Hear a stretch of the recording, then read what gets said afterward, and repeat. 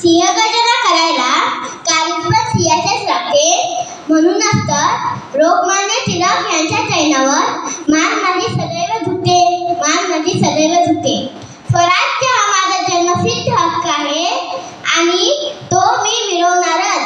ही सिंहगर्जना करणारा टिळकांचा जन्म रत्नागिरी जिल्ह्यात झाला.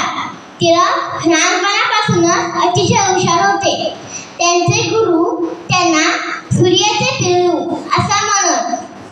शाळेत असल्यापासूनच त्यांच्यात स्पष्टवक्तेपणा आणि अन्यायाला विरोध करण्याची ताकद त्यांच्यात होती.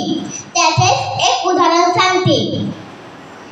एकदा गुरुजी वर्गात आले. त्यांनी सर्व मुलांना संत हा शब्द लिहिण्यास सांगितला. सर्व मुलांनी अनुस्वार असलेला संत शब्द लिहिला. पण टिळकांनी मात्र 3 प्रकारे संत हा शब्द लिहिला.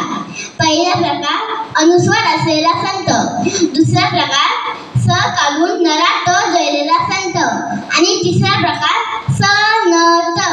गुरुजी आले. त्यांनी शब्द पाहिले व त्यातील तो पहिला शब्द बरोबर दिला. बाकीचे 2 शब्द चुकीचे दिले. टिळकांनी आपले मत मांडले. शेवटी गुरुजींनी 3 शब्द बरोबर असल्याचे सांगितले.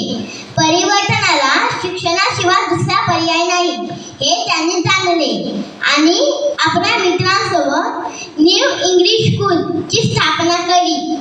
त्याचबरोबर त्यांनी आपल्या लोकांना एकत्र आणण्यासाठी गणेशोत्सव व शिवजयंती उत्सव सुरू केले. प्रबोधनासाठी त्यांनी केसरी व मराठा ही 2 नृत्यपत्रे सुरू केली. तुरुंगात असताना त्यांनी गीतारहस्य नावाचा एक ग्रंथ लिहिला.